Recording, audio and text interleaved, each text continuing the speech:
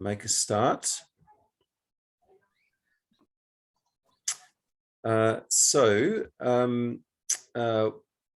very good morning to everybody, and a very good evening to our friends joining us from the United States. My name is Nick Rose, and I'm the Executive Director of Sustain, the Australian Food Network, a national sustainable food systems organisation and health promotion charity.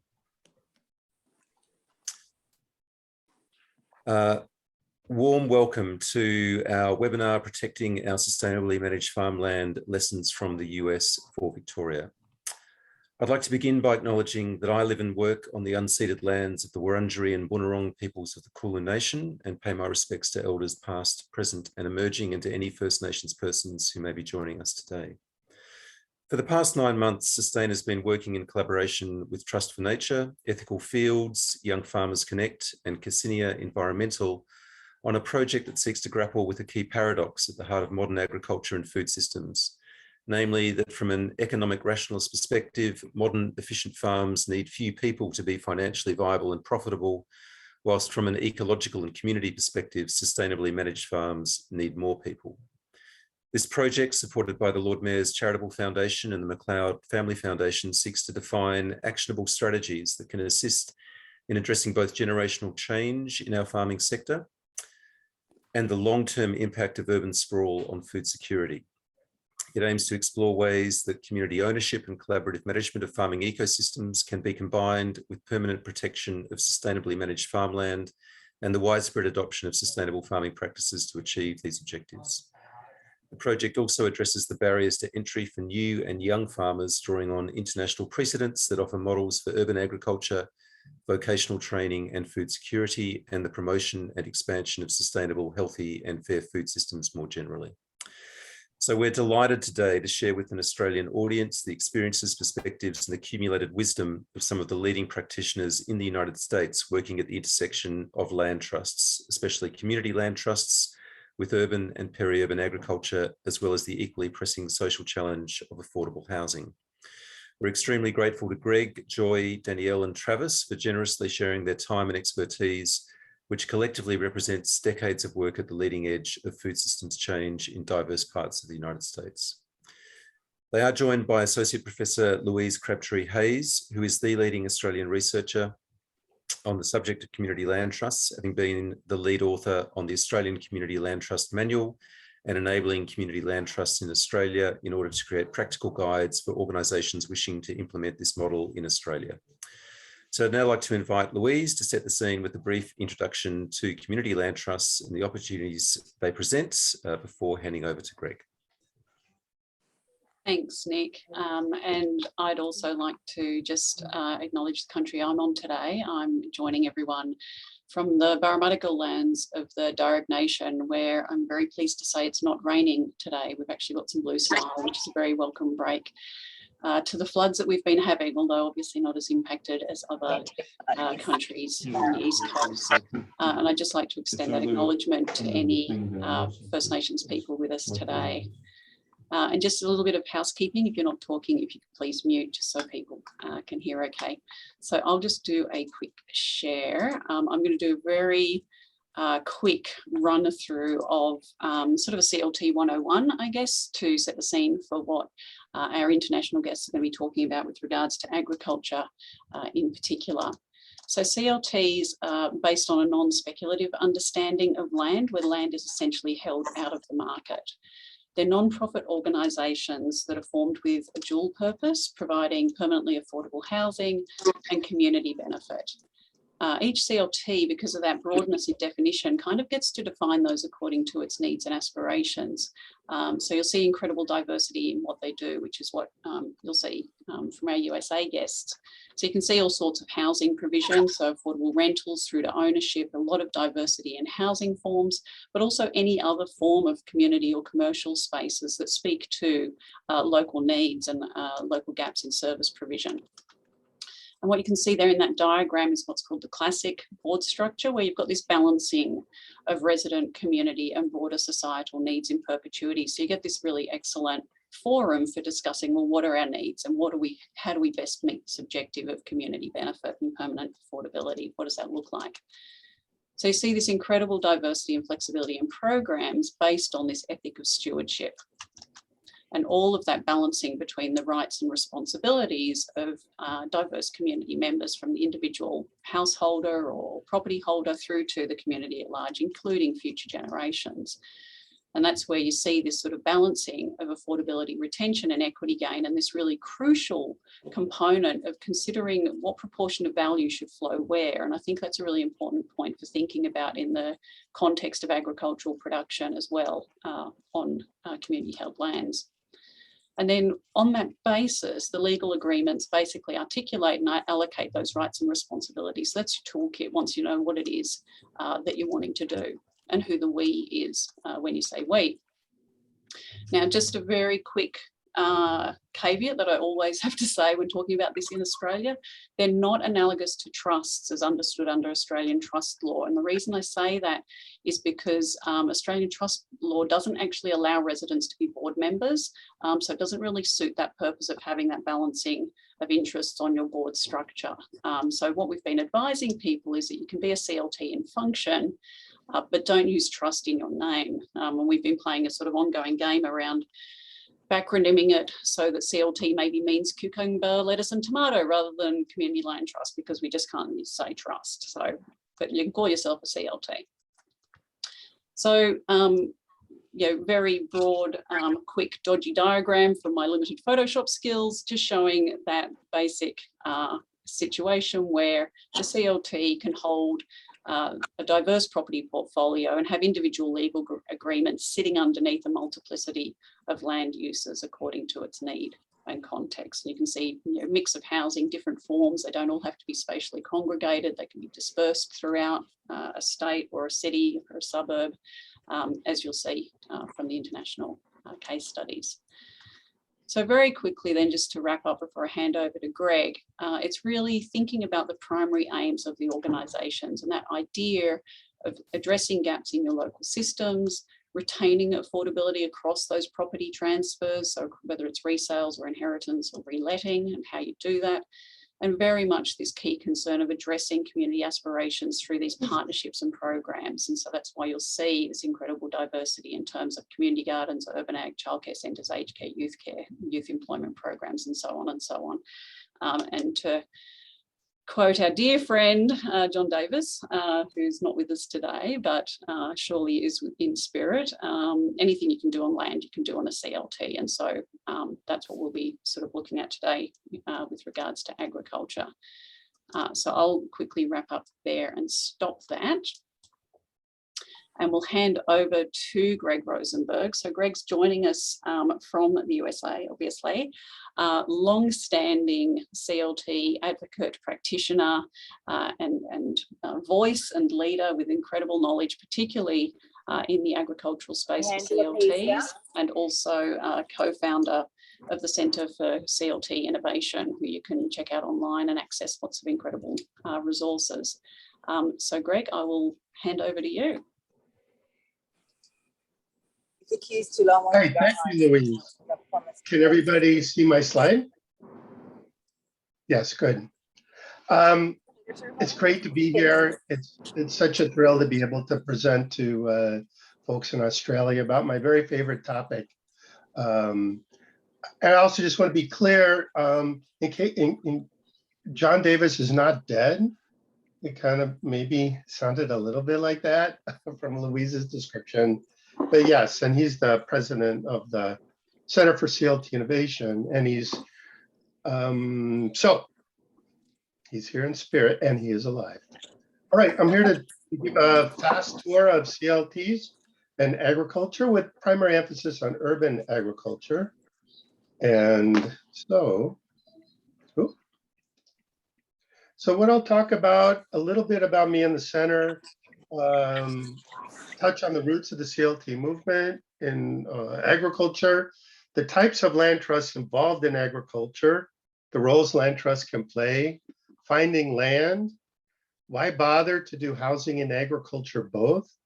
I'm going to skip over projects I've been involved in because of time, and then some technical issues that are super important and super nerdy. All right, so I've been involved with CLTs for over 30 years. I have a background in social work, organizing, and as an attorney. And I work as the coordinator for the Center of CLT Innovation. I got started with urban agriculture 20 years ago, where I was thrown into a project called Troy Gardens, and which combined mixed income co-housing, community gardens, a CSA farm, and a prairie restoration project. So I had to learn fast. And since that time, I've done a bit of research, written and taught about applying the CLT model to securing land for urban agriculture.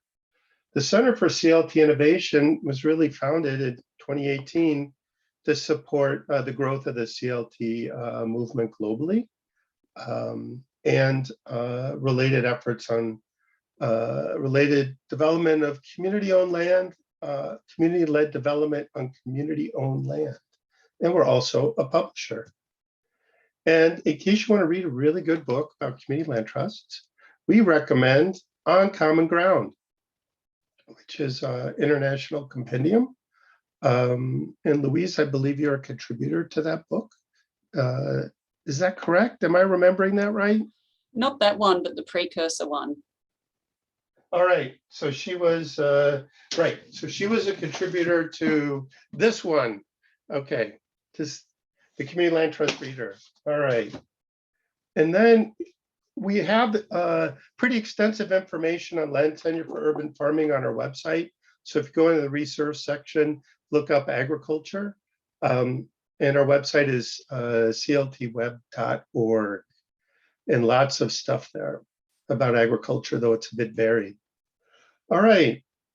The roots of CLTs are in agriculture. First, we go back to this dude, Ebenezer Howard. And he's the guy who got things rolling with the Garden City movement. And that's an important precursor for community land trusts. And there's still garden cities in the UK in existence today. And so I just wanted to mention that because that's an important part of where we came from, and that blended agriculture and housing, which is what I'm talking about today. And then for CLTs in the US, we all look to new communities in Albany, Georgia, which grew out of the US civil rights movement. And they were founded in 1969 with a primary focus on agriculture. And at the time, they were the largest Black-owned farm in the United States. So very important part of our heritage.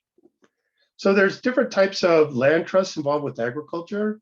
There's farmland and agrarian trusts, focusing on farmland primarily rural, not so much urban and peri-urban.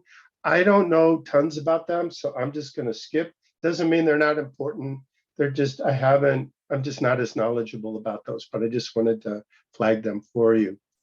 Conservation land trusts are primarily focused on, as you might guess, conservation, but increasingly there's interest in preserving farmland.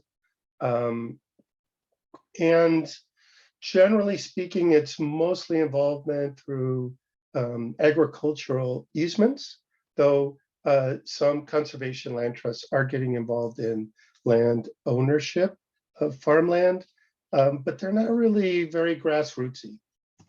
So this is where we come to community land trusts. So community land trusts get involved with agriculture kind of two different ways. Some of them do their own in-house agricultural programming. And so I just wanted to provide the example of the Athens CLT, which does affordable housing, urban agriculture, and conservation. They initially partnered for their agricultural programs, but brought them in-house over time, and they become a very substantial part of their programming. Lopez CLT on Lopez Island in Washington State. They do everything. They do housing, they do agriculture. They're the only CLT that I'm aware of that's gotten involved in livestock, and actually did a mobile meat processing unit, which was very important since they're an island community. And then we have one CLT that all they do is agriculture, though that may be changing based on somebody you'll hear from later today. But Southside CLT of Providence, Rhode Island, really cool organization. And then you have CLTs that do agriculture through partnerships. So Dudley Neighbors Inc. is a great example, and they partner with the Food Project, who you'll be hearing from later in this presentation.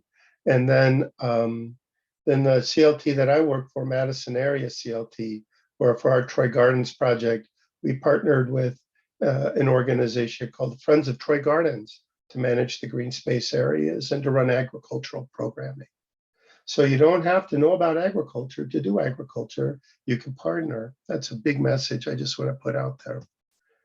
But all CLTs do agriculture. They don't necessarily recognize that, but if CLTs do single family homes or if they do housing with any attached land, folks are gardening on that. And so it's just important to recognize that all CLTs, whether they do it with intention, are providing land for agriculture. So what kind of roles can land trusts play in agriculture? Like I mentioned, there could be agricultural easements and covenants, which is the most common form of protection for conservation land trusts. The advantage is the stewardship burden is quite light. Community land trusts own land directly, though that is being done more and more by conservation land trusts. And for CLTs, our focus is primarily in urban and peri-urban settings. And then you could also protect land by leasing and subleasing, and that could be from public entities, it could be from religious institutions. So you're still protecting the land, but doing it without the burden of ownership. So where do people find land? And again, this is a US context. If you're interested in preserving existing farmland, which is important because as cities grow, agricultural lands on the edges of cities are under threat as property values skyrocket. So there could be the purchase of development rights, which is a strategy that is used in the US. Some farmers will sell at a below market rate price and to a CLT, and in return they get tax benefits for the difference between market value and the sale price. And sometimes land can be subdivided where the agricultural lands can be preserved and other lands can be set aside for other types of development. Repurposing public land is probably the main way that we do things here in the US, at least that I'm familiar with. And that's the best opportunity for free or significantly discounted pricing. For our Troy Gardens project, that was on public land. The challenge there is that cities are strapped for cash, and how do we convince them to sell at a below market rate price in order to enable agricultural uses? And that, that's a question for conversation. And then there's religious organizations. And certainly in the community where I live in Madison, Wisconsin, there's churches that have bought extra land for future expansion that are not using it and have made that land available for community gardens and food pantry gardens. And so this land can be protected through ground leases. They tend to be shorter in duration, but they're very affordable, and it gives folks access to land for growing food. So why do both housing and agriculture? In an urban and peri-urban context, urban agriculture, I just freaking love it. It does so many good things. It builds community cohesion, increases capacity of local food systems, improve health outcomes, opportunity to grow culturally appropriate food, access to affordable fresh produce. I mean, why not do urban agriculture? That's what I say. And then it connects with housing in an urban setting because growers, you may not realize that it's not a mega bucks kind of way to earn a living, and folks need affordable housing. So it's important just to recognize that need if you're serving growers, particularly commercial growers. The other thing that can happen is the preservation of green space makes neighborhoods more desirable. It limits developable land and can raise property values. So if you pair affordable housing development with agriculture, you're helping to mitigate the the impacts of green space preservation. In a rural context, farmers need places to live. And here's where you can have collaborations between conservation land trusts and CLTs. The conservation land trust can hold the agricultural land. The CLT can own the land under the housing and other improvements. It could be a nice way to collaborate, and each organization can do what they're good at. Technical issues that are super important. I find this really interesting. Other people may not, but it's crucial when it comes to agriculture, particularly in an urban context. So zoning, it's often the case that non-commercial agriculture is more widely permitted. In some cities, community gardens are an allowable use everywhere without restriction. Other cities place other restrictions on that. It's commercial agriculture that almost always requires some specific zoning language. The issues that people freak out about are livestock, bees, farm stands, and larger scale composting operations. But we're definitely seeing the emergence of great zoning codes, Cleveland, Milwaukee, Madison, which I helped draft, Boston's Article 89, et cetera. So lots of good examples in the US. The issue of temporary versus permanent use in terms of agriculture in cities, urban planners viewed it traditionally as an interim use. Farmland was annexed for future subdivisions, short-term use for agriculture for infill parcels. That's really changing. In the US urban planning movement, professor here in Madison, Jerry Kaufman, has played a key role in pushing urban agriculture as a permanent use. And Jerry was somebody very involved in our Troy Gardens project here in Madison. Property taxation, property exemption, tax exemptions or reduced assessments are available for community and food pantry gardens and for economic development activities. And that could be farm training programs, farm incubator programs. But what happens when people stay in farm incubator programs for the long term? Does that cause any challenges from a property taxation perspective? And I expect that Travis might have encountered that issue because I know he has a farm incubator program. Finding land you can afford. The most affordable land is donated land. And one place in the US are mental health campuses. And these are the inpatient mental health treatment facilities that have no longer expanding or generally contracting. They can have a lot of land and they have made it available for agricultural projects here in Madison, I believe in Boston as well. If you lease land, say from a public entity, that eliminates the need to come up with the money to buy the land. So I'm a big fan of that, as long as you can enter into very long-term ground leases or a self-renewing lease based on performance. Buying land at market rate pricing is not practical in an urban or peri-urban context, generally, unless you could absorb the cost within a larger project or just market rate pricing is low. How do you get cities to value agriculture as much as other forms of development? You all know this.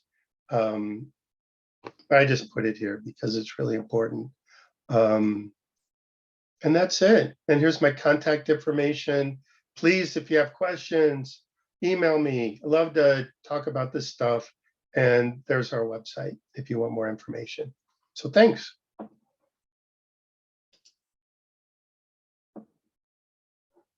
Thanks so much, Greg. That was a really fantastic synopsis of the community land trust sector and movement, which your organization has been such a great champion of in the United States. I'm sure it's raised a lot of thoughts and questions about the potential and possibilities here in Australia.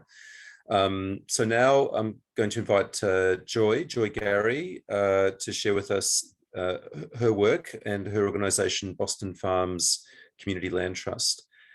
So Joy has dedicated her time to supporting regenerative systems development, food justice, and education through urban agriculture.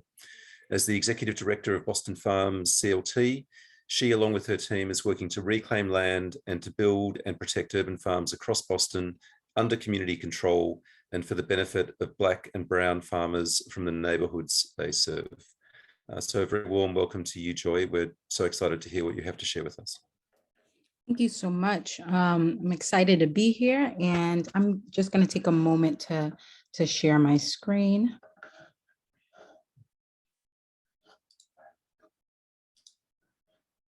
I'm assuming you can all see that correctly. Again, my name is Joy Gary. I am the Executive Director of Boston Farms Community Land Trust, and really excited about some of the growing work that's happening within Boston around urban agriculture. There's as you've heard, there's a long history of that, but with Boston Farms, we are an organization that started, we're entering into our 5th year. We started in 2017 by the Urban Farming Institute, which is an organization that is educating farmers around the city about how to farm. And there was the realization that there was a production of so many farms and farmers, and because the goal is to grow farmers, but there wasn't enough land access. So they started, a part of their board was a land development committee, and in the process of creating goals around that board, the decision had been made that, actually the work of developing land is such heavy work that it really does need to be its own organization. And so that's what we were birthed out of, just the community realizing that a community land trust that holds land specifically for farmers of color would be needed. And so we currently own 5 sites. 4 of them are in operation. 3 of those are being leased out by the Urban Farming Institute. One of our sites is being leased out by 2 farmers and is essentially our first incubator site that has 2 farmers on it. It could probably house 3.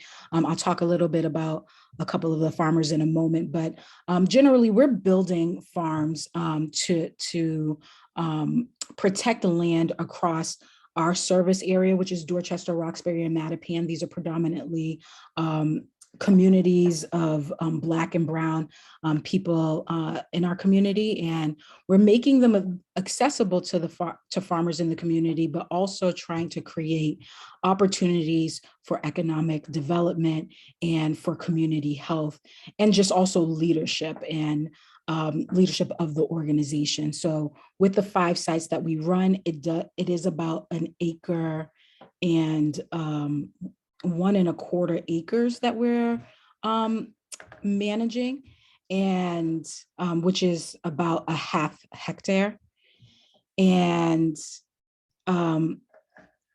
then what in the processes that we've developed, we have become sort of a leader in developing farms within the city, creating manuals and making that available to people within the city and outside of the city to see about all of the complexities of being able to develop a property into farmland. So one thing, at least for us in Boston, one of the things that are so cost prohibitive about creating a farm is the soil and the water, the access to water. Even though there are tie-ins to city water, it can cost upwards of $20,000. So for an individual to be able to take that on and at the start of an operation, that it is not feasible for most farmers. So what we view ourselves as having the goal of providing opportunities for farmers to not have to bear the weight of the upfront costs of managing and owning property. And so the 3 ways that we provide opportunity is through, 1, land access, of course, through farm leases. We have very low cost leases that are based upon whatever the farmer really can pay. That's usually upwards of $50 in US dollars.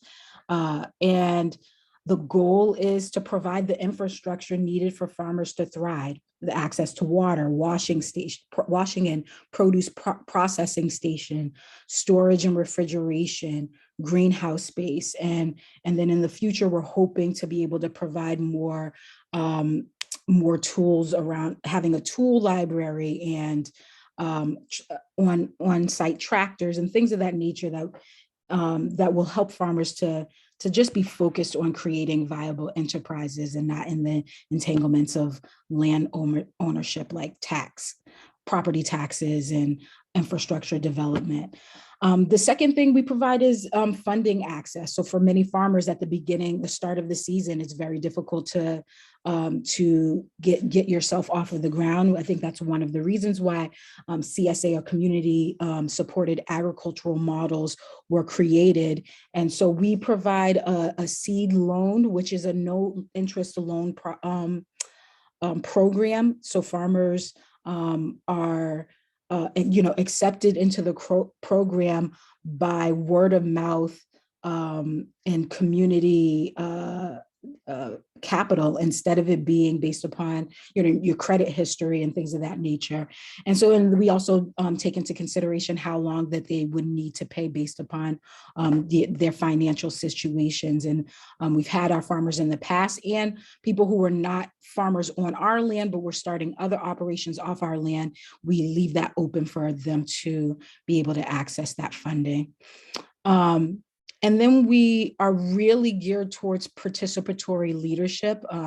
So the communities that we served, as I said, are predominantly Black and Brown communities that had high levels of oppression. And so agency of an ownership of land and making decisions with regards to land has not happened very much. So we create modes and mechanisms around being able to have community members be in all elements of our decision-making processes.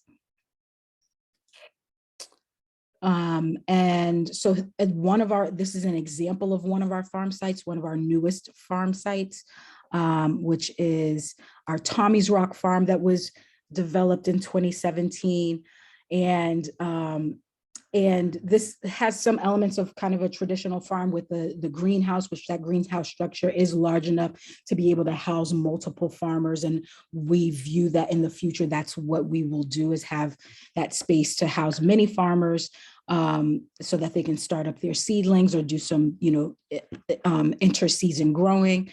And while urban ag can be the sole use of the property, we're also excited about exploring mixed use of properties where housing and food production are married instead of consistently divorced.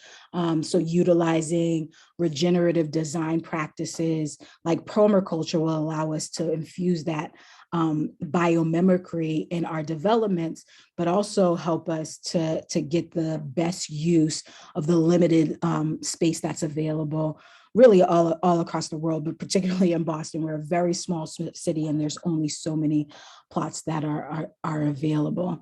And so this is the site where our newest farmers were on. They're going into their second season.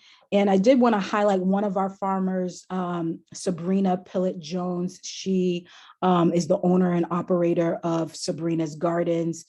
She runs a flower and herbal CSA. And so in addition to doing that, she has pop-up markets that she does at a couple of different farmers markets in the city. And then she also runs an herbal education series. So the space has not just been the growing of food and medicine, but it also has become a space for education. And so it allows community members, whether she's having an educational series happening right then, or if people are walking by and asking questions, it allows for us to be able to create a deeper sense of community really on a daily basis or whenever someone is there. And for most of our properties, that's our goal, to be able to have it so that community members can come in and learn about what it means to grow their own food or reconnect to the land. And then our hope is that as the interest and individuals grow, that they would want to take even more ownership over these properties and being advisors and being on our boards. This is just kind of an example. I said that we do have 5 sites. 4 of them are in operation. Our 5th site, we're going to be breaking ground on in the coming months. And this was an opportunity that came to us through a community member. Their family had owned a site for a number of years, gardened on it, and then it fell into disrepair. They didn't have the capacity to take it on, and they gave it to us with the explicit purpose of continuing on the history of growing on it. And so this site will be developed throughout the spring and will be available in the summer for probably one farmer. It will house, but it's also it's centralized. You can't see here, but it's centralized right directly in the community. So it's an opportunity for someone in that community to have a farm stand and farmers markets, and to develop something that can be really great for everyone around the area. Kind of going back to what I was saying earlier, we are a community-led organization. Everyone on our most of our board, 80% of our board, all of our staff are members who are directly from the community, either currently living there or have grown up there. And we want to maintain an open and transparent communication model. And so we do that through our neighborhood leadership committee, and we're actively pursuing strategies to incorporate the neighborhood voice and decision-making in all aspects of our organization. So many community organizations, the goal is to just have the staff be from the community, but that for us was the starting point. And we're growing from there to make sure that community members who are not necessarily on staff or not interested in being on staff, but are those who are having the lived experience of living around the farms can have the power to be able to make some decisions about what's happening on the farm. So including the farm design, the farmer selection, the collective hiring process, and then also getting into participatory budgeting. Yeah, so we just believe that this will actually create long-term viability for the farm and for the land trust.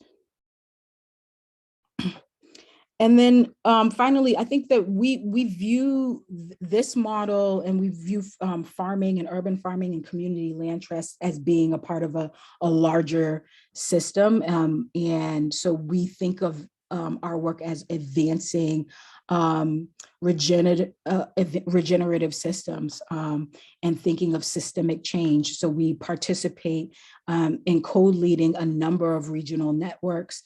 There's Food Solutions New England that is doing a lot of work within New England to create 50% of its food developed in New England by 50-60.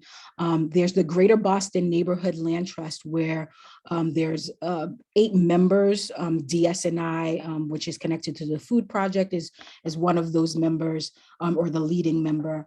And we're thinking about how do we collectively share resources and learn together about different models of community land trusts, and also advocating with our local governments around creating funds for land banking, for lack of a better term, to be able to save land that can go into community hands through the Community Land Trust. And then there's the Boston Food Access Council, which is growing to become the voice of the community with regards to food policy. And then there's the Southern New England Farmers of Color Coalition, which is a new and emerging group that is looking around educating farmers of color throughout the region and being able to provide resources and a pathway for farmers to get resources from from our federal level and from the state level that was normally not available to those farmers. And so we believe that this allows our farmers that are on the land in our community to be connected to the larger work that is happening, and to allow their voice to be carried into those rooms. And again, I said we are who we serve. And so this is our team, and we're really excited about the work that they're doing. And I would encourage you to keep on tabs on us, follow us on Facebook or Instagram, and or you can feel free to give us hit us up with an email and ask any questions about what we're doing, how we're doing what we're doing, and why we're continuing on pushing through. Okay, thank you. Thanks so much, Joy. That was a fantastic overview of the great work of you and your team with Boston Farms Community Land Trust. Such impressive work in terms of neighborhood empowerment and really taking back control over the food system, and tackling, some really critical, questions, contemporary questions, historical questions of food justice and land access, and decision making, and questions of democracy, really, and participation. And it's really wonderful to see that work, and thank you for locating it also at the end in the broader ecosystem of Boston and the New England region, with all the really wonderful work and collaboration that's happening in that part of the United States. So now we're going to stay in Boston and welcome Danielle Andrews. So Danielle has worked on and off at the Food Project since the summer of 2000, and has served in roles including Boston Urban Grower and heading up the Dudley greenhouse. In her current position, Danielle enjoys working with and supporting neighbours and neighbourhood organisations that are working in partnership with the Food Project to strengthen the neighbourhood food system. So welcome, Danielle. Thanks so much. I'm gonna just share my screen.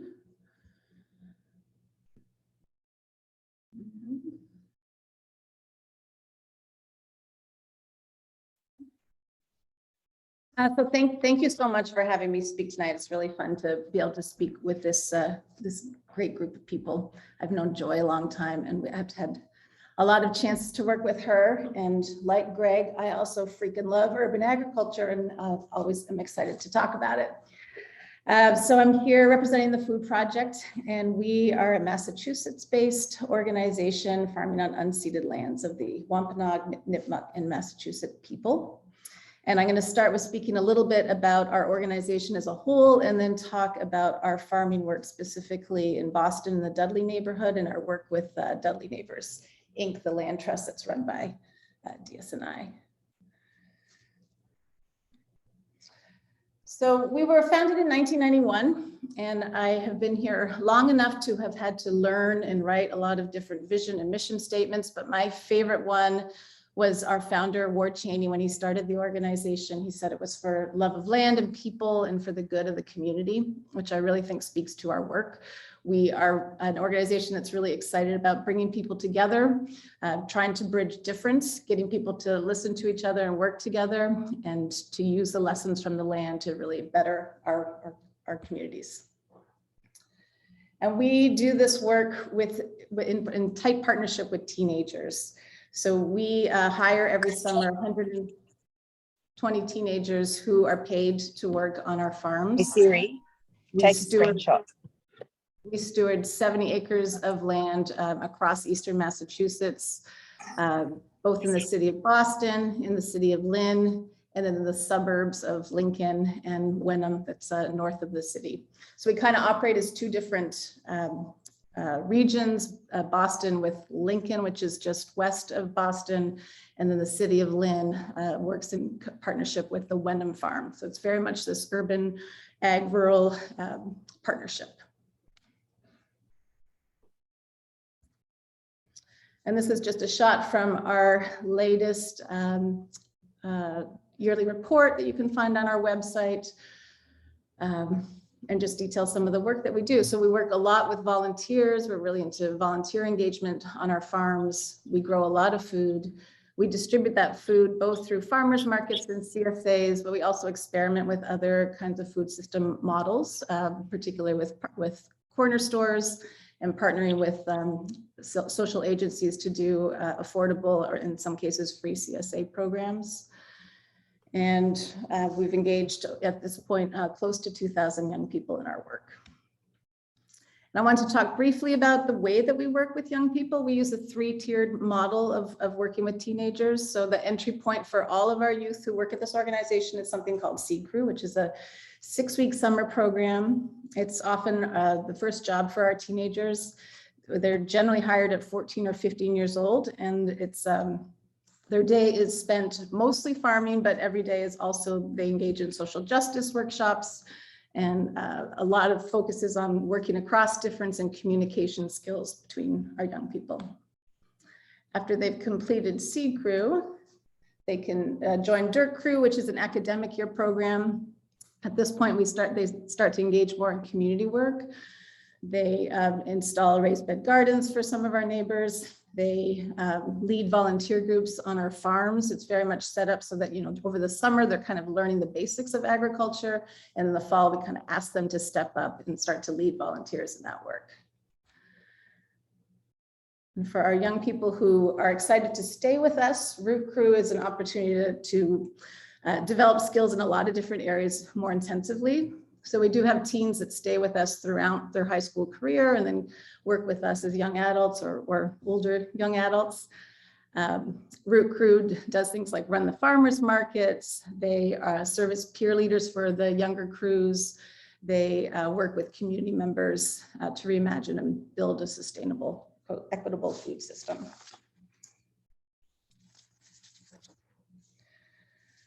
And so, as I said, we steward 70 acres of sustainable farmland in cities and suburbs across Eastern Massachusetts. We don't own any of the land that we farm on. So our land outside the city are run by rural land trusts of the communities that we're in. In Lynn, we are on a 1.5 acre site that's owned by a public school that lets us use that. And then here in Boston, we are on the Community Land Trust. So we also put a lot of energy in our food distribution work, which I think is an area that urban farmers don't get nearly enough attention for. We do a lot of work to make sure that food is getting to people who need it, who wouldn't necessarily access it through the channels of traditional CSAs, but want and deserve that food as well. So about half of what we grow is distributed through to food insecure families through donations, through affordable farmers markets, and through corner store partnerships. A piece that we're really proud of at the Food Project, we were the organization that we were the first farmers market to start to accept electronic SNAP benefits at farmers markets, which you might know as food stamps. And we developed a matching program for SNAP users at our farmers market, which was then taken on by the city of Boston and developed out and now is a state program. So the Healthy Incentives Program in Massachusetts is based on a program that we started called Boston Bounty Bucks. Last year, there was $13 million spent on that program, and we're part of the state groups that are advocating for $20 million for that program now. And I feel like that the work that many of the urban farmers do across this country is really around not just growing food and making sure that it's available in local neighborhoods, but it's like the hard work of running farmers markets and advocating for benefit changes and things like that.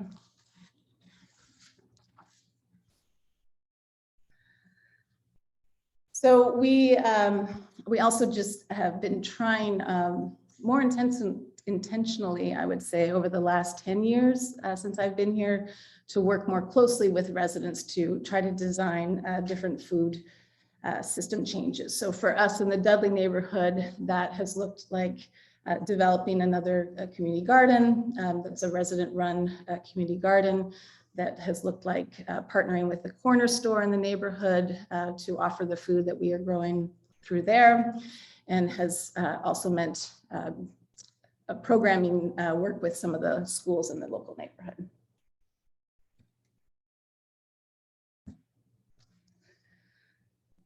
So I'm going to talk now a little bit more about our Boston operations and the work that we do with the Dudley Street Neighborhood Initiative and the Dudley Neighbors, Inc. So this is a picture of our West Cottage farm, which is an acre, a little less than an acre and a half. And then on the other side is a picture of the Dudley greenhouse, which is a 10,000 square foot greenhouse that is owned by the Land Trust and is managed by the Food Project in partnership with the Dudley Greenhouse Advisory Committee. And this is a map of the Dudley neighborhood where we work. So the farms are really in the center of this triangle. And this triangle shows the area that the Dudley Street Neighborhood Initiative focuses their work, is sort of the smaller internal triangle, and then the bigger triangle is kind of their larger area of concentration. So the smaller triangle is about 3,000 people, 900 households, and then the bigger triangle is 22,000 people. So we're really, the farms are really centered in the middle of that smaller triangle, and that's where we really focus in on our work. So I do want to talk a little bit about the start of this Dudley Street Neighborhood Initiative and the Dudley Neighbors, Inc.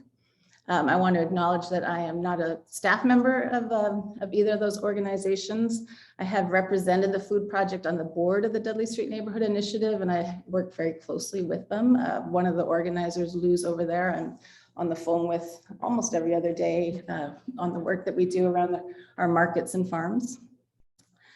And I just also wanted to encourage folks to look into the story of DSNI and Dudley Neighbors, Inc., because it's a very interesting one. And these are just two resources you can look to do that. Streets of Hope is the book that tells the story of it, and then Holding Ground is the video behind it.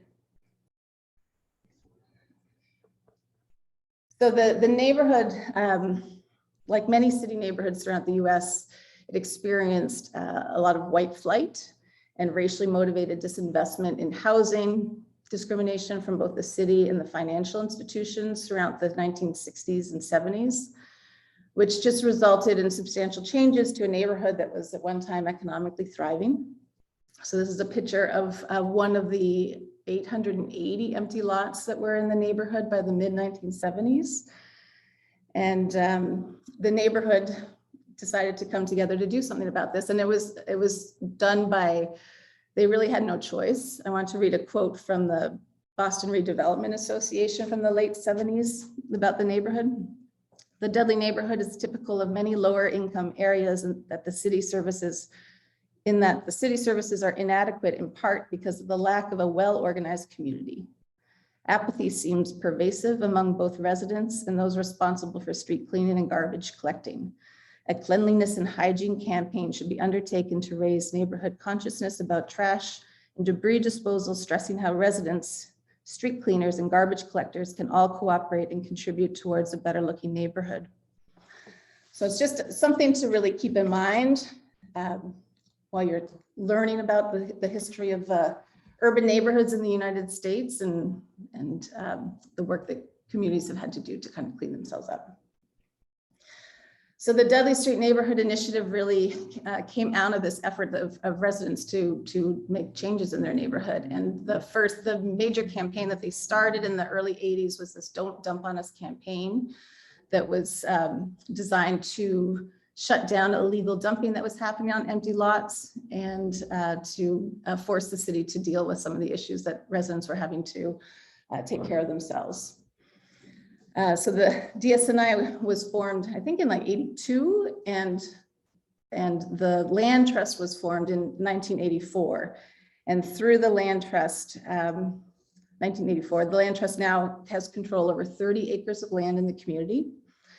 And that includes, they've partnered with developers to build 98 permanently affordable homes. There's a number of parks and open spaces that they care for. They partner with commercial properties for use of local small businesses and non-for-profit organizations like ours and the one that we're in right now, and have established a number of affordable rental housing projects and urban farms. So this is some more pictures from our farm. So the way that the food project ended up coming into the neighborhood was that as the community started to organize and think about what they wanted in the neighborhood other than a cleaned up neighborhood and more affordable housing, it was both community gardens, which there are a number of, and also productive farms. And so this is really significant, and as Greg was saying earlier, it's an example of where community land trusts and other nonprofits with other skills can come together. The food project had already been working with DSNI, recruiting young people for a summer job program. At that point, we were only working in Lincoln. So the DSNI was familiar with us through that. And then we were also bringing food into the neighborhood. So when the idea of an urban farm came up, they turned to the food project to trial one on a smaller property. The Langdon Street Farm is about 3/4 of an acre. And so this is really significant because the food project, unlike what Joy's work at the Boston Farms, it was a suburban white organization that did not have any ties at all to this neighborhood other than recruiting young people from this neighborhood for their paid jobs program. So we're it's in some ways it seems a little archaic now, and I'm not even sure that it would happen today, but was really a fortuitous coming together of these two organizations to set up these farms that have now been in this neighborhood since the late 90s.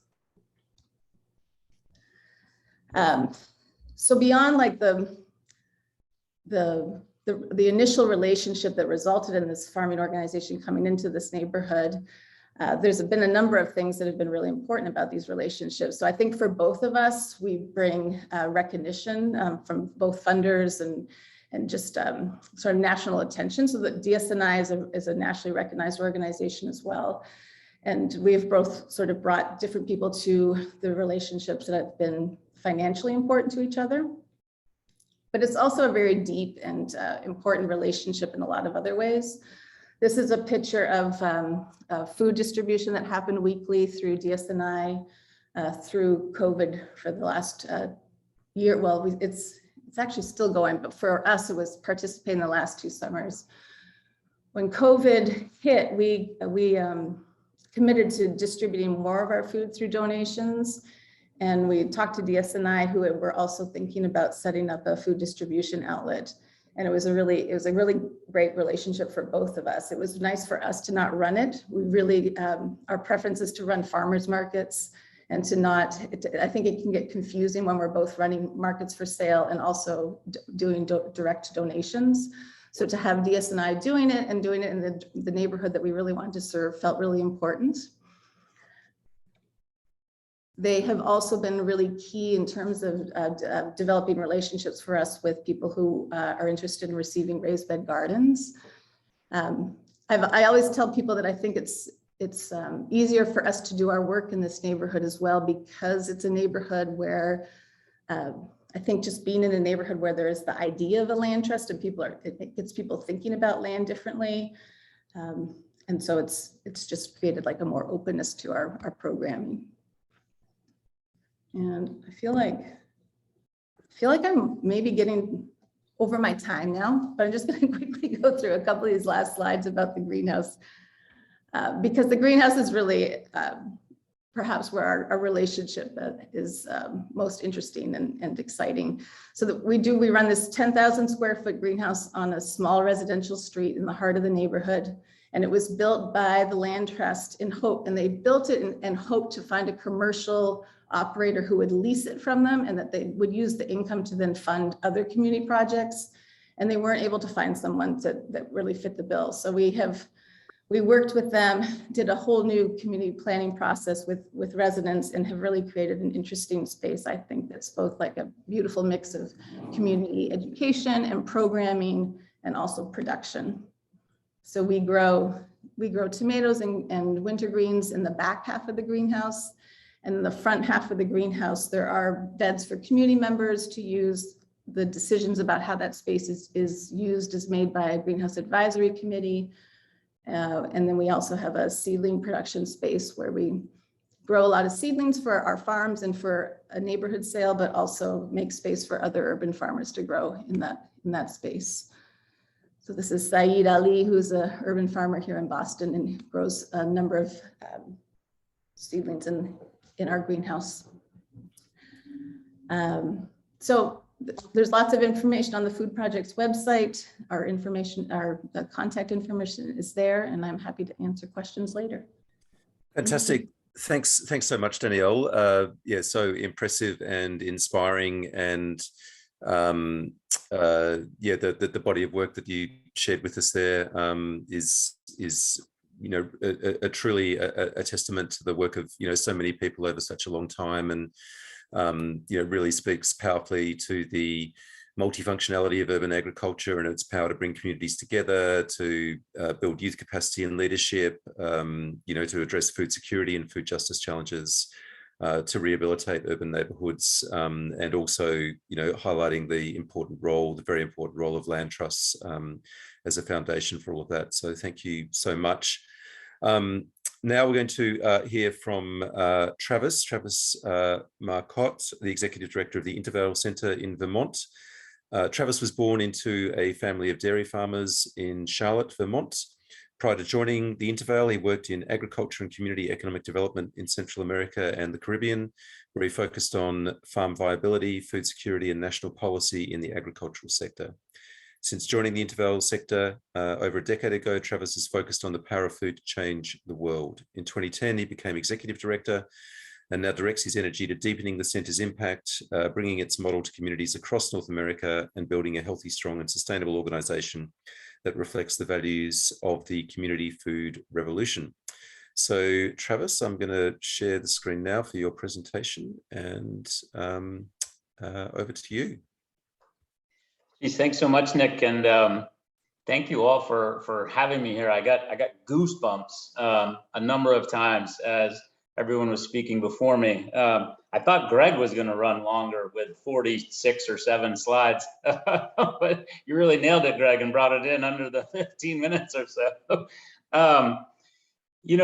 When Nick reached out, I wasn't exactly sure what we would sort of share. We're not a community land trust, and so we had a little back and forth, and it seemed appropriate to just kind of share like what you can do as a community when you have a piece of land that's been protected and sort of held in the agricultural spirit by the community. And so I'll just share a little bit about, I don't know, Nick, can that open up all the way, or is it stuck in a PDF that it won't quite go full screen? Maybe there's a way to just bring that up. But while Nick's working on that, I mean, I'll just share a little bit about history, vision, and mostly kind of like some of the examples of things that we've done over a 30+ year history of kind of building the Intervale Center and the programs and enterprises that we have here. To just kind of situate us, I thought, well, why not share like where's Vermont in the United States on the East Coast? When I worked internationally, most of the time it was easier to say that I was from Canada because we're right there next to Montreal, and sometimes it felt like Vermont was a little more connected to Canada at some time. So we're a small state up here in the Northeast. About 600,000 people live in the state of Vermont. And the Intervale Center where I work is in the largest city in Vermont, Burlington, Vermont, which is the next slide.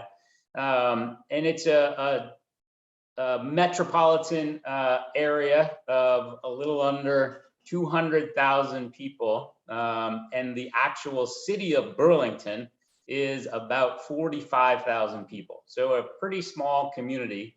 And you can see it's situated on Lake Champlain. It's a gorgeous area. And then in the sort of back there is an arrow that points to the Intervale. And the intervale is the land between. So we're along a river, and this is where you get the amazing floodplain soils. And so that area, and the next slide will zero in on this just a little bit more. That area is where food production often happens in close proximity to cities or towns. And so you can see this wonderful kind of picture on the left side of the screen there that is the sort of developed area, and then all the green and blue is the intervale, and the Winooski River, which is the Onion River, because of the wild leeks that grow along the banks of that freshwater river. And we've been working, like I said, since about 1988. Our home base here in the intervale is about 360 acres that we manage currently. 200 of those acres have been protected and are conserved with an easement, as Greg was sort of explaining earlier, with a conservation land trust, the Vermont Land Trust, which is our largest conservation land trust in the state of Vermont.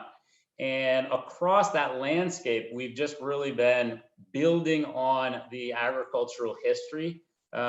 We have organic farms that are commercial. We have community gardens.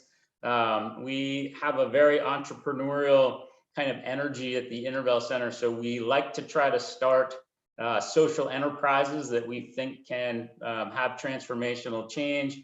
And then the space is just loaded with miles of recreational trails that bring people down into open spaces or through protected floodplain forests along the banks of the Winooski River. And these are some of the, the greatest soils, one could argue, in the state of Vermont. And so that's why these are so amazing for food production. Our mission is really straightforward. It's to create community food systems. Our high-level goals, at the bottom there, are wrapped right around supporting farms, land, and people. And so literally our high-level goals are enhancing the viability of farming in Vermont. So we're really interested in the economic viability of agriculture, the land that sustains us, the water, and all of the natural resources that underpin food production. And then clearly all of the people that, we're all eaters, but how do we make sure that food is accessible to everybody? And how do we bring that to folks with dignity? And so the next slide, please, Nick. So the history, I touched on this a bit, as this very, very rich agricultural space. The Abenaki here in Vermont would have considered this a food bowl. It's about 4,000 acres of large valley lands. And so as they would move through the Northeast, coming up the Winooski River, there's a really neat feature right above our offices that is a set of falls. And so there was a really wonderful salmon run. And so there was wildcrafting and sort of temporary settlements here, where there was a lot of evidence of early agriculture, corn hybridization. So this is a very, very long history of food production in this area. In more colonial times, you started to have, the settlement patterns with smaller family farms. And then dairy came along a little bit later in that era. And then the Intervale sort of fell into, what was a little bit more of abandonment and disuse. And so on the left side, that's actually a municipal dump entrance. And on the right side is an informal salvage yard. So there was about 300 or 400 illegal cars sort of dumped in the Intervale. So it had lost a little bit of its connectivity to food production. And the last operating dairy in the city of Burlington was here. And a wonderful woman, Rena Calkins, was sort of carrying that along. And in that little picture on the right-hand side, that's Rena Calkins when she was very little in the kind of the small child on the left side there. And then came along the next slide, what really built out of some community garden efforts in the Intervale that were already here was a force of energy around the founder of the Intervale Center and a company called Gardener Supply.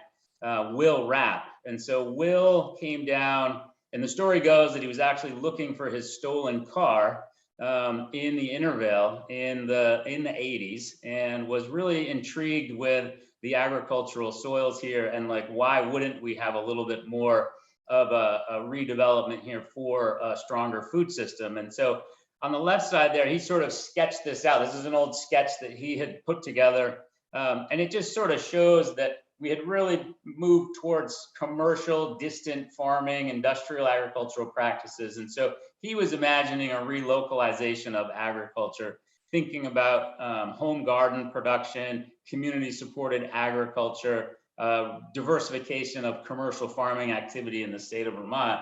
So that was sort of his founding vision back in 1988 when the Intervale Center was founded. And then next slide, please. So, he started to put together a handful of activities around community supported agriculture and revitalizing the soils. And so we started sort of, with leaf waste programs and very small compost operations, and, eventually grew that to a social enterprise that covered a little bit over 20 acres of land in the Intervale. And we sort of pioneered the concept of commercial composting for the state of Vermont. And you can see that's a product that we would put out. And so we were doing that to revitalize the soils here in the Intervale, and also reclaim things that were just going into landfills and part of the waste stream. Next slide. And from there, we really started thinking about how do we then incubate, support, build the farm economy. And so Will, was thinking, hey, why don't we start being in service to beginning farmers by providing access to land, access to equipment, access to a supportive, positive environment, and helping sort of organic, small scale agriculture sort of take root in the community and sort of flourish. And so early days of the Intervale Center was really around growing farms in the Intervale. So on the top is actually Silas, who's one of the amazing longstanding employees at Intervale Community Farm, which is the largest on-farm CSA in the state of Vermont, and one of the older CSAs in the United States. And so he now works here in the Intervale. It's very much a farm that is not leaving the Intervale. They rent, I think, right around 40 acres from us currently. It's a consumer-owned co-op, so it's actually owned by the membership, and they operate year-round. So they're utilizing the fields, but also greenhouse infrastructure. Another farm on here is Ben in the bottom left-hand corner. And so Ben was an incubator farm, came out of the gates, really, really excited, built an amazing egg laying operation here. We helped him graduate from the Intervale, bought some land and some infrastructure, and ultimately that business didn't quite pan out for Ben. And that's part of the incubation process, is that it doesn't have to work out for everybody. But we took some of that risk away as he was really building the concept. And then eventually we really grew into an organization that provided on-farm business development, market development, enterprise development for farms anywhere in the state of Vermont. So we now currently work with about 125 farms every year across the state of Vermont at any stage in their business. So it could be early stage, it could be mid stage, it could be a farm that wants to transition or retire. So Tyler and Melanie there run a farm called Stony Pond, and we helped them sort of build the business, access land, diversify. And so they've gone from a beef operation to a larger dairy operation to actually now value-added products, and have a really wonderful cheese line that you may be able to get down in Boston. And so the evolution there was from the farm incubation all the way through to like a statewide farm viability program, which is a really exciting arc of activity that you can have once you've sort of built your land base and you've built some community efforts. There's a lot that the community will sort of support and build on from there. Next slide, Nick.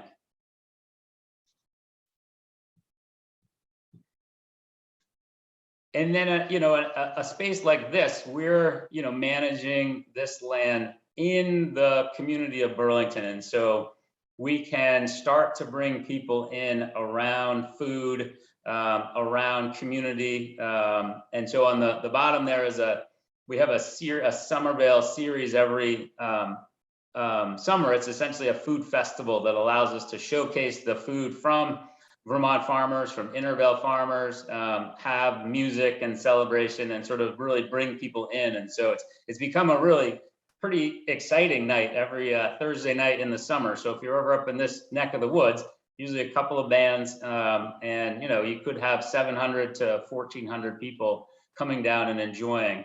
On the top side there, that's some visitors from Puerto Rico. And so we do host quite a few people from around the world that are coming in to try to understand what is this community activity with 10 or 12 farms and community gardens and a bunch of enterprises sort of all under this umbrella that is the Intervale Center. So recently we did some research on, is the Intervale Center an agroecological hub? And it turns out that we meet a lot of the definitions of an agroecology center. And so we're starting to have some conversations sort of internationally, like how does that work? So stay tuned on that activity. Next one, Nick.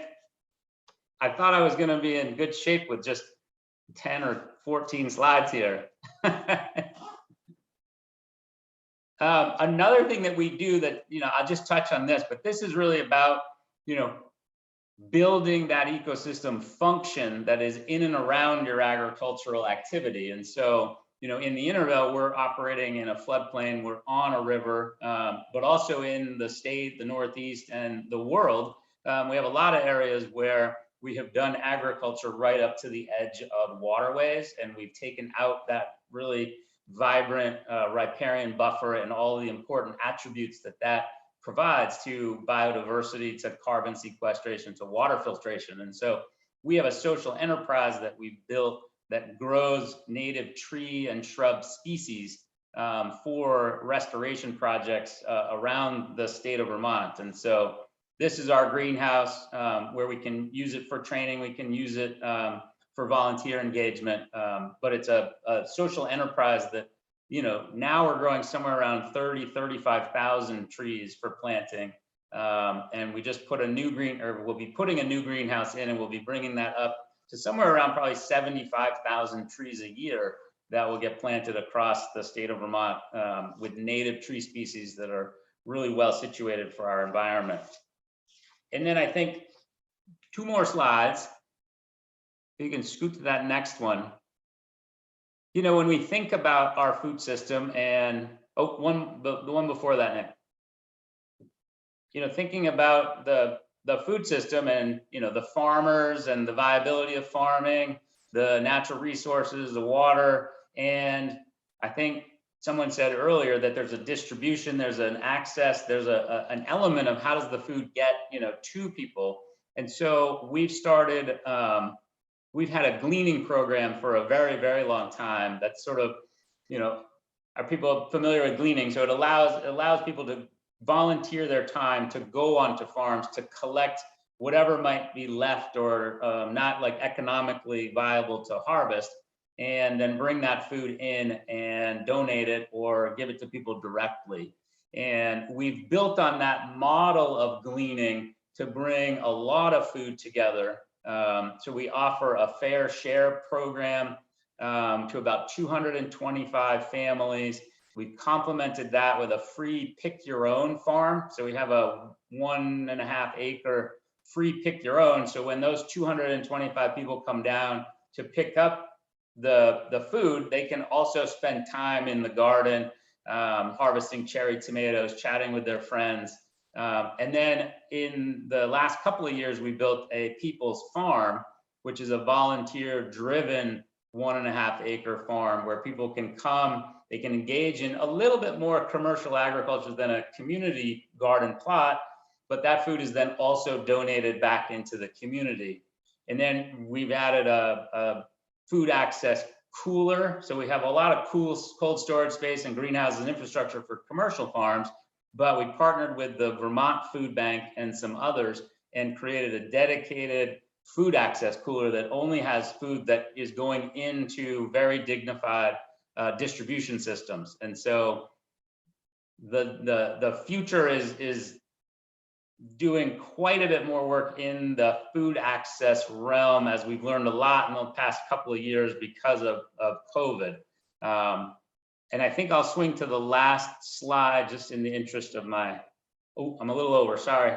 So this is sort of how the Intervale, looks on a trail map. If you were to come into the Intervale, the stretch of road that you sort of see going through the middle is a little over a mile long. Our offices are located as you come down in, and then it really opens up into this floodplain that is where the agricultural activity happens. And I think that the final thing I'll just say is that putting together the pieces of land for this in partnership with the city of Burlington, the existing landowners that were here, the Vermont Land Trust, and many others took quite a bit of time. We actually were founded in 1988 and didn't actually conserve the land until about 2007. And then recently I just closed on a purchase of 90 acres from a private landowner. So we're still putting together the pieces. I still lease about 30 acres from private landowners, and the concept would be to bring that into the portfolio and then have this be available for the community in perpetuity. So it's just a really exciting thing you can do over a lot of years when you have the community's interest and commitment to a place like this. So thanks for allowing me to go a little bit over time.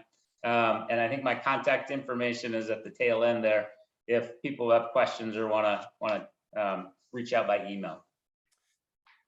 Fantastic. Thanks so much, Travis. That again is another truly inspirational story that you shared with us of the journey of the Intervale Centre over so many years and what it has enabled through having permanent access to those rich soils there on the Winooski River.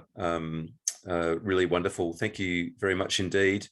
And now, what does this all mean for us here in Australia? Going to hand over to you, Louise, to share some thoughts and reflections on that question. Sure. Thanks, Nick, and thanks so much, everyone. Like, it's always just extraordinary to hear what's happening in the USA. Just when I think I can't get any better, we get the latest update. I'm not going to spend very long on this because I think the best thing we can do is really have Q&A with the incredible expertise that we've got on the call with us at the moment. But I just quickly wanted to get my slides to behave themselves. There we are. And just go through what I got out of those and that I think are our key sort of thematic issues for here. One is just recognizing this incredibly diverse histories and origin stories of all of the programs and projects that we've heard about. And I think, really sifting through what in there makes, sort of resonates in the Australian context, but also relaxing a bit into the idea that there's no one size fits all here, and just showing that, seeing that diversity, and that we'll probably need a diversity of approaches here according to context, and that there's no right way to cut this. I think one of the key things that came through was the sort of this language around mission alignment with others, and this language of allies and networks, and creating innovation ecosystems. So really taking that systemic approach, again, according to context and according to what makes sense in the space you're working in. And then, sort of as a corollary of that, because of that connectedness and that diversity, really seeing this diversity and connectedness in terms of outcomes. And so we're hearing about food production, social justice, democracy, affordability, incubation and regeneration, and the really deeply interconnected nature of those. And so I think anything that we'll be doing here will be similarly driven and inflected. And for me, That speaks to a lot of emerging opportunities that we've got around, intersections between things like housing and food security, carbon sequestration and regen ag, employment and capacity development, things like the sustainability development goals and planning objectives, and empowerment and social justice. So those sort of help us think through, well, who might our allies be and where might the opportunities be to find the levers to get this to happen in the Australian context. The other key thing was about the recognition of food production in cities and getting beyond seeing it as something that happens somewhere else and recognising that deeply intertwined relationship and how that speaks to issues around zoning. I love the push to get beyond transition and transience into permanence. We've definitely got that sort of language here that it's always an interim use, and so getting it really bedded down as an integral part of our urban systems, I think, is really key. Getting the city and the state to value agriculture, but also that sort of related issue of how you calculate property taxes or rates here in Australia. And I think what that really speaks to is the need for us to identify opportunities and pinch points in planning, law, and finance, and really thinking through how do we generate that innovative ecosystem to allow and provide an infrastructure that can underpin really long-term sustainable and regenerative urban agriculture.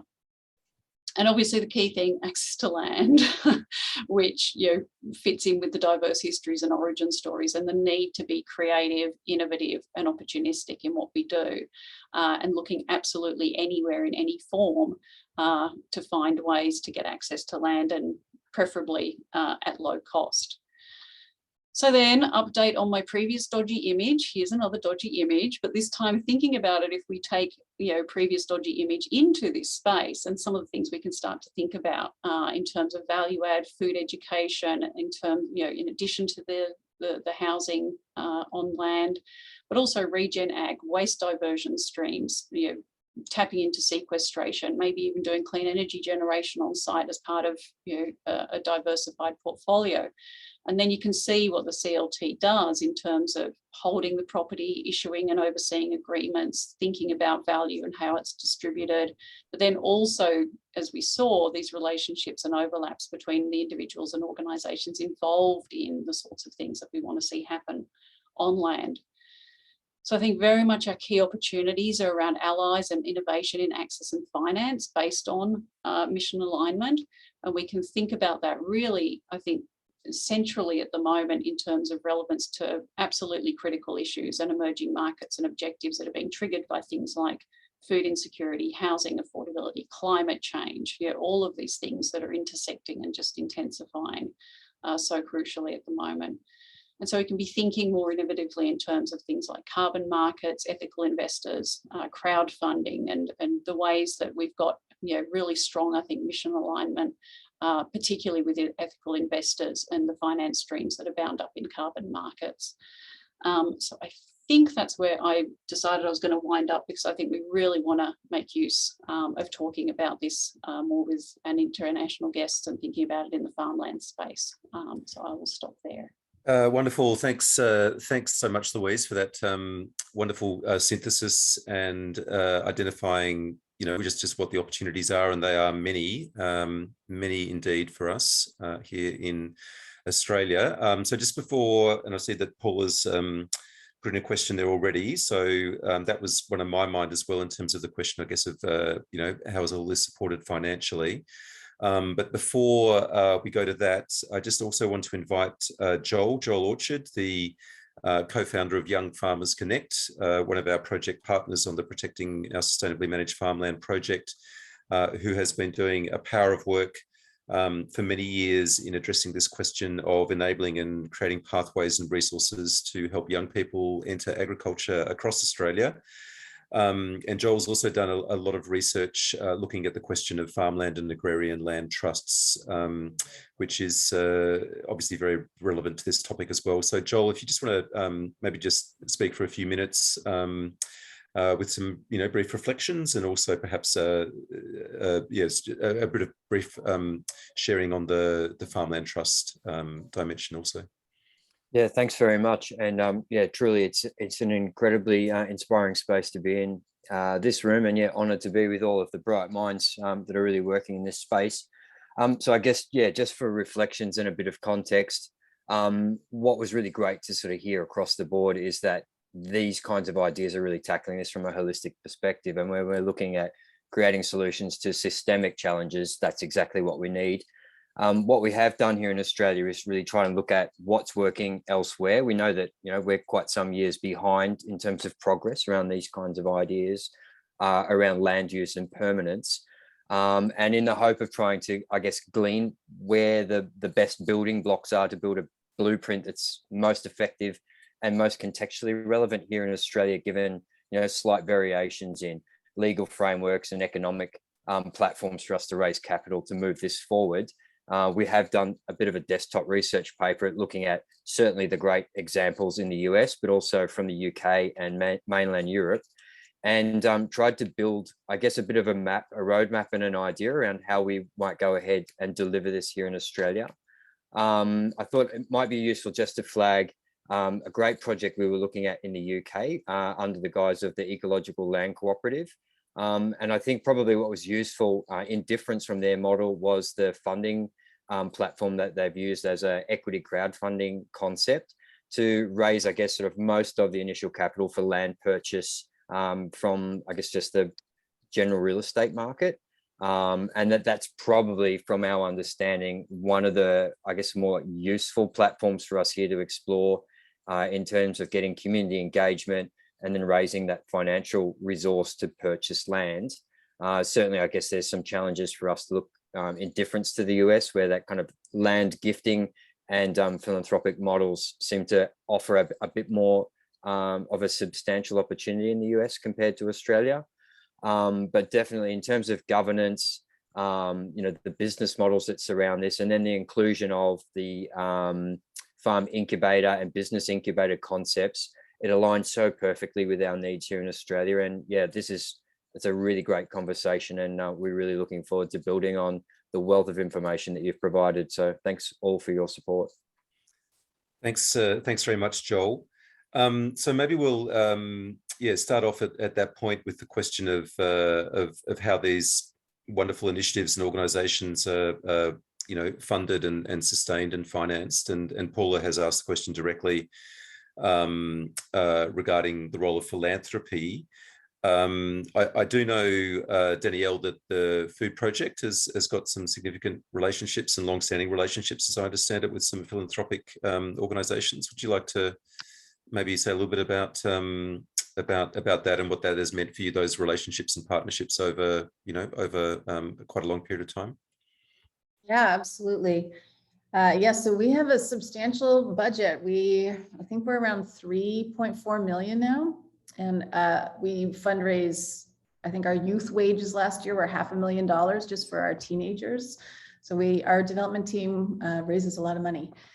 And I think that it was significant that the Food Project came out of an affluent and generous community, Lincoln, Mass, where it was founded, which is just 45 minutes outside of Boston, is known to be very wealthy, very left wing. It's a town that holds a lot of. They have a substantial community land trust there.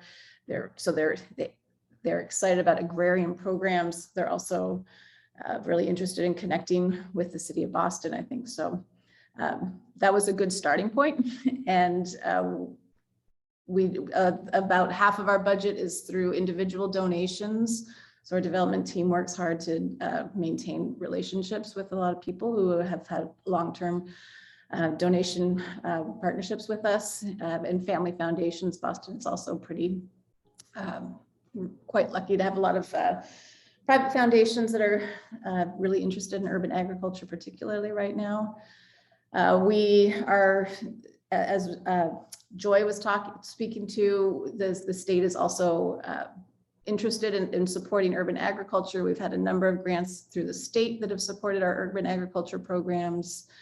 And we've had state money through our Department of Agriculture that's also supported our rural farms. And the greenhouse is kind of interesting.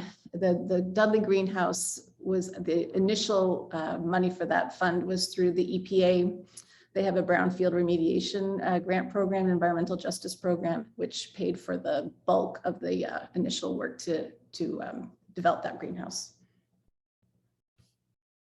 Great, thanks, thanks, Danielle. I just want to open it up to our other panelists also, maybe to, if you're able to share some reflections on the question of funding and financing and support for your work, and you know, what's been most kind of like central and enabling from that perspective. And I guess one of the questions that often comes up with urban agriculture, but indeed, you know, food systems work more broadly, is the social enterprise question, and the mix between how self-sustaining financially organizations that have these very strong social missions and community benefit, you know, should be or need to be vis-a-vis the, I guess, you know, expectation that there would be support and external funding either from public sources of philanthropy. So, you know, whoever would like to speak to that. I can share a little bit there. I see there's a question about the nursery social enterprise. Our funding, it's kind of interesting. It's essentially about 50% from the sales of products and services, and 50% from grants, philanthropy, you know, and sort of individual donations. The makeup of the 50% that is really on the social enterprise side is we have a food hub, which I didn't really talk a lot about, but it's a, you know, a distribution company that sells food. So that's very much in the private sector market sort of realm. And then the conservation nursery, which somebody asked a question about sort of the economics there. That one sort of works a little bit as a blended model, but a lot of the sales that are generated from the trees and the associated like planting services and land stewardship services are paid out of conservation projects around the state of Vermont that could be private landowners through to government agencies that might be doing some water quality work. And then the final sort of piece of that is really like rents to farmers or to others that utilize our space. So we have a restored community barn here where you can have a wedding, and then, you know, farmers rent the land and some of the associated infrastructure that we have here. So those are the three ways we generate money outside of philanthropy. And then the philanthropy, probably some of the more interesting stuff is statewide funding for our farm viability work. So to be able to do on-farm business planning with farms statewide at no cost to the farms, a big chunk of that comes from an entity called the Vermont Housing and Conservation Board. And so it's an interesting one to Google because it brings together conservation and housing in a sort of quasi-state entity, and they organize dollars for affordable housing, but also land conservation. And then they run a farm viability program also. And so we're a service provider to them. And so it really works as a contract relationship. And then we can leverage that with other family foundations or other philanthropy, and allows us to provide those services to farms for free. Great, thanks very much, Travis. And I think you picked up on a question Steve had as well about, as you put it, the dynamic between community-driven and site-specific projects and top-down government policy and investment, and what are some examples of successful government interventions. There may well be some other ones as well that are worth mentioning, but I just wanted to invite Joy or Greg, if either of you wanted to speak to this question, either from, you know, the perspective of your own organizations or more broadly. Yeah, I can go ahead and say for us, we have a few similar to the food project and to the Intervale project. I feel like that we have about 50% are foundations funded, and then 25% is through private donors and events, and then we get 25% is grants, and so that's either local grants from state level, federal level grants, or just foundations that are around the country. In terms of our development side, we do think of our budgets in terms of like operations and development. There obviously are some things that are interlinked there, but a lot of our development is supported by our local agricultural agency. So there's the Massachusetts Department of Agriculture that has an urban agricultural grant that the monies can be utilized for development of programs and for acquisition of land. We also have most of our properties. I said we have 5 properties. 4 of those properties were essentially donated to us through our department, our local Department of Neighborhood Development. So they have basically created a fund for developing those properties. And so it allows us to, one, as a nonprofit organization, to get it, but then also to develop that property. And I would say the third element of being able to develop lands, we've been tapping into a state program, which is the Community Preservation Act, which pulls money from taxes. Danielle can correct me if I'm wrong, but I'm pretty sure it's based upon property taxes. And then there was a fund that was created to be able to go to public use. One of those uses is land that is either public, like a public park, public parks, and it can be also urban farms, as long as there is kind of a public use tied to that. And so those are kind of the sources that we have utilized over the years. Great, thanks, Joy. Greg, would you like to add anything at this point? Yeah, if you're doing projects that combine housing and agriculture, that opens up new kind of project-based sources to help you with land acquisition, installation of infrastructure, et cetera. So for the Troy Gardens project that we did here in Madison, your development fee for a housing project is going to be substantially higher than anything you're going to get for an agricultural project.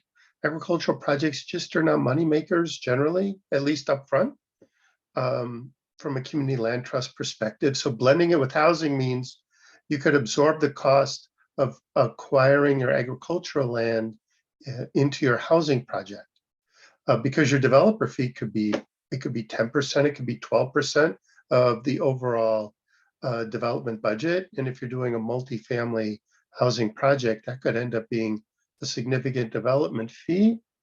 Or, so I would just, if you're thinking about doing housing and agriculture, the housing project could carry some of the heavy load for the cost of land acquisition.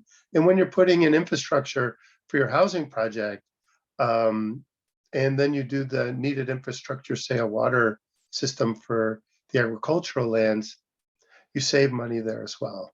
So just something for you all to think about. Great, thanks very much, Greg. Okay, so I've got a question from Cecilia from Trust for Nature here in Victoria.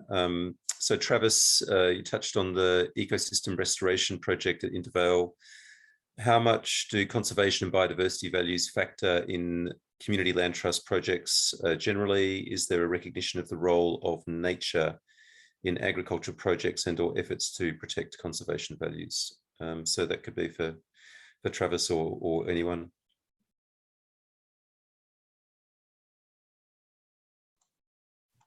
I mean, I probably can't speak to the CLT kind of part of the question. I think maybe Greg has some more on that. I think for us, there's certainly a recognition of the role of nature in ag projects. And I think we're really starting to get our heads, we're trying to get our heads around sort of the ecosystem services or the social sort of services that are provided by farmers and farmland, upstream, water quality or bird habitat for recreation or for hunting. And so there's just so much that a farm does provide for a community, but it's usually not valued very well. The product that is getting sold is valued, but all those other sort of land stewardship services are very undervalued or not valued at all. So we're trying to get our heads around that as we think about, the future of agriculture in Vermont and what these landowners, land stewards, can provide for the communities. Yeah, in terms of generalizing to the whole CLT movement, that's a bit difficult. As I mentioned, the first community land trust was New Communities in 1969 and very much embodies all of these values very strongly. In the subsequent years, a lot of CLTs have focused on affordable housing, permanently affordable housing development, without much of an emphasis on other types of land uses. I think there's certainly a thread of within community land trusts of interest in sustainable development practices, and that could be reflected in green building approaches, use of renewable energy, et cetera. And some CLTs are really kind of exemplary models for that. For CLTs that are doing projects in kind of dense urban areas, kind of implementing conservation and biodiversity is more challenging because of a lack of land to do that. So I would say kind of the interest is a bit uneven. Organizations that are really interested in that, Lopez Community Land Trust, I would say Island Housing Trust in Martha's Vineyard, some of the other organizations that I mentioned in my slides. So it's something that I've been pretty active in promoting the last 20 years. But some folks in the CLT movement really see it as a housing movement, and so it's not as much on their radar screen. Thanks, Greg. I just wanted to come back briefly to Steve's question about the role of government here and government policy and investment.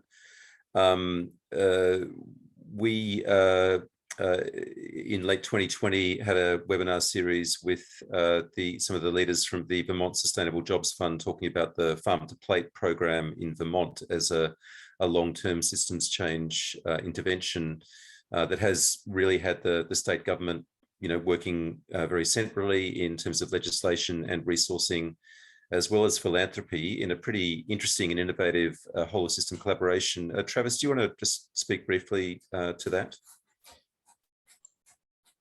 Yeah, so it was some time ago, but it was a food policy meeting, that had been organized to kind of look at what dollars are we missing, when we're, buying in food from out of state. And I feel like it was called like the leaky bucket report. You can sort of imagine an economy, it's like money goes out these different ways. And so I remember the cover, having this leaky bucket, and it was, energy and some other things that you have to buy in order to, operate. And so food was an area that was sort of circling. It's like, we're an agricultural state, we could probably do a little better job here. And it was decided that we really needed a strategic plan. And so that was presented to the Vermont legislature that came around and supported it and sort of charged the Vermont Sustainable Jobs Fund with sort of developing this strategic plan with many, many partners across the state of Vermont. And so that was put together, and that then allows projects to be identified, gaps in the system. And so additional things were also funded along the way.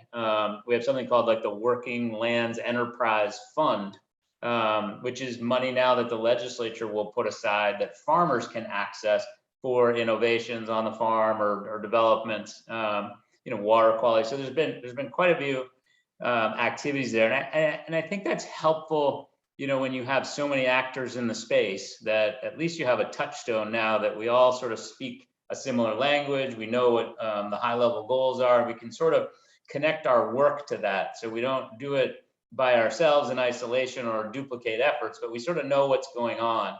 And there's a series of, essentially like working groups that get together that could be around specific areas within the food system, from like technical assistance to farmers or food access. We're contributing to a food security plan right now for the state. And so and we finished the first 10 years and we were able to, calculate the growth of the economy. So the metrics are getting better.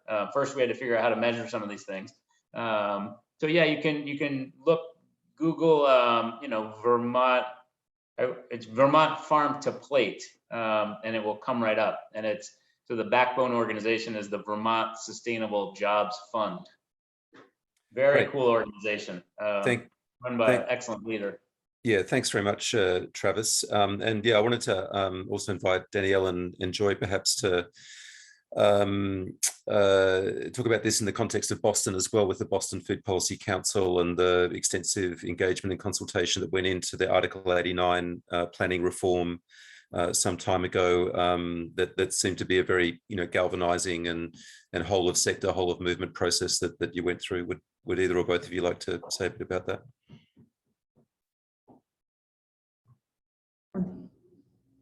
Can't see Joy now, but Yeah. Oh. Whomever, I can speak to some pieces of it, and definitely Danielle, as her history with what was happening extends longer than mine. But I will say that I think the movement around Article 89 was based out of what was already happening on the ground, like with the food project and with a couple other projects, Revision Urban Farm. And that base building really is what created the Boston Food Access Council.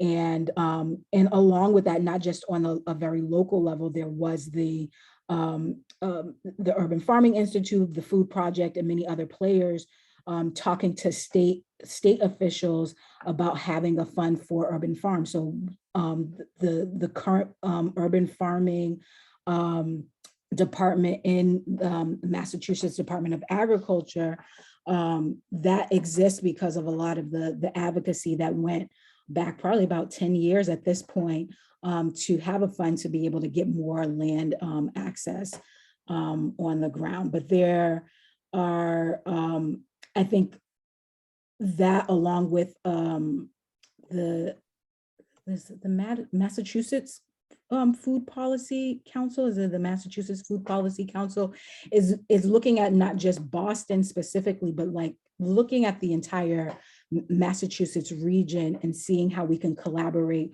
across city and state, or across city lines. So it's not just the urban ag, but also looking at rural ag together. And I think one of the things or tactics that we've been looking at in Food Solutions in New England regionally is thinking about not being in the silos. It's very difficult to see the full perspective when you're just by yourself. So having conversations and inviting people to the table who are in transportation and obviously in housing, but looking at all of the lifestyle systems, the key lifestyle systems, and bringing people into those conversations and figuring out how we can collaborate together to move forward on providing food, but also just having a lifestyle. I think we're all looking for a very clear lifestyle that's easing kind of the pains of climate change and other ills that are happening right now. Thanks very much, Joy. Danielle, would you like to? Yeah, I think that tells the story really well. I will say, I remember when the city called me to join the committee about Article 89, and I remember being on the phone and saying, "What do you mean it's not legal?" I'd been running this 2-acre farm for, I think, 7 years at that point. So it's been really amazing to see what's come out of that. And like you were saying, like the Article 89 process was very. It was just a way of engaging a lot of people in the city in this work and these ideas, which has really kind of built this base for where we are now. And we do have this brand new mayor. She's really excited about urban agriculture. It sounds like we're going to be putting a lot of resources into supporting the growth of it, and it's really exciting to be part of this right now. Absolutely. So yeah, the new mayor, Michelle Wu, has been elected on a food justice agenda, as I understand it. There's a whole website there that sets out the vision of her administration and the changes they want to see happening in Boston, building on all these years of work, which is very exciting indeed.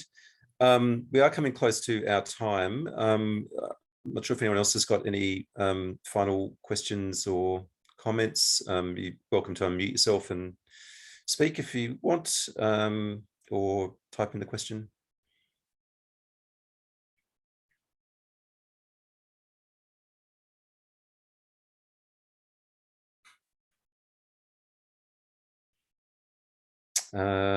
No, I will take Nick, that as, yeah, no, go ahead. One quick thing. Is anyone from Narara online at the moment, and have they got a reflection on what they've seen at Intervale and how that might affect their agricultural or conservation development plans for Narara?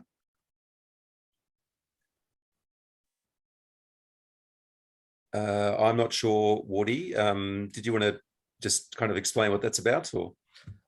There's a Narara eco village up in the Central Coast is one of the more advanced projects in terms of community housing and cooperatively owned.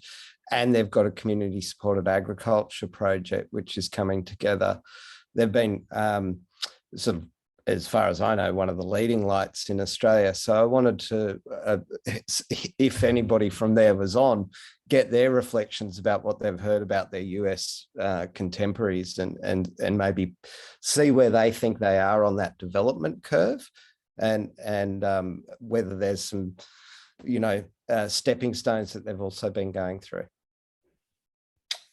Okay. Yeah, I'm not sure that anybody is. Otherwise, they might have sort of piped up by now.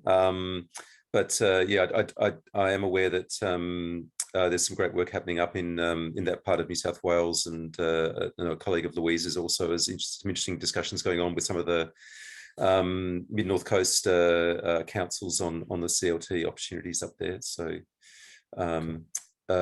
Joel, you've got your hand up. Yeah, thanks. Look, I just wondered if there's any reflections from the US around the advantages around, I guess, centralizing administration for some of these community or farmland trust models, or whether you see, I guess, sort of that better contextualized fit for communities to lead and have agency directly with land trusts, either in the community or an agricultural context.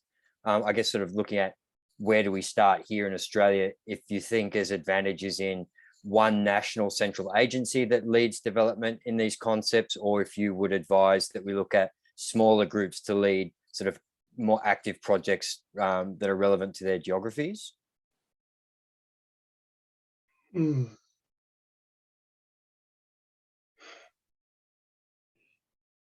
I would say that I'm partial to work happening on the ground first in smaller contexts. It's more nimble. You can learn more. You can fail in some cases, and once you've created a larger infrastructure and legislation around something, then you're kind of stuck in a box, and then it's harder to move that along. So while on one hand, it's great to have a larger infrastructure to support with funding and actual development of the projects, there's an easier process in doing it on the ground, and then you all collectively using your capital and your energy to be able to build something together. And then after you've developed something that you all love, then creating a model to sort of protect that.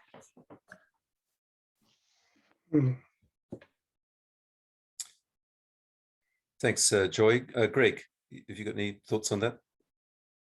A few thoughts. I've done some writing about something that's called like a central server model.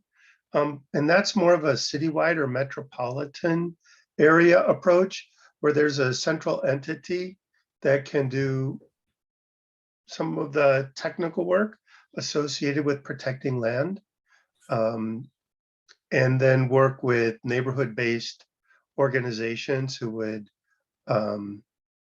manage the land and enter into ground leases, long-term ground leases with this central entity. So it's something that's on in that part of our website on land tenure for urban agriculture. In the US, there's a few national approaches. There's a new one, the Agrarian Trust, which I'm a bit ambivalent about. I think the problem with centralized approaches is if kind of the mothership fails, then the system can collapse. So, you know, I like kind of connected networks a lot, but to have everything kind of be tied to some kind of a central entity, I have a bit of ambivalence about for sure. Great point. Thanks, thanks, Greg.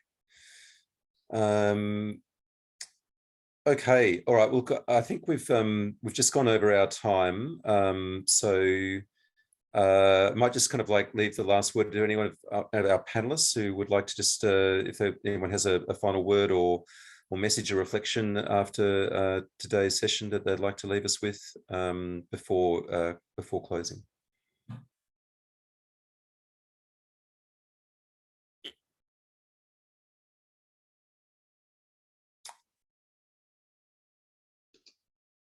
Well, I'll throw something out there. So the Center for CLT Innovation is an international organization. We're very interested in what's going on with Australia in regards to community land trusts.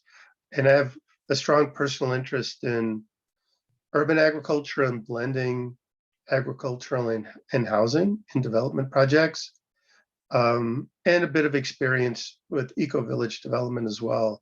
So please keep us in the loop. Please feel free to involve us in future sessions and think of us as a helpful resource. Thanks very much, Greg.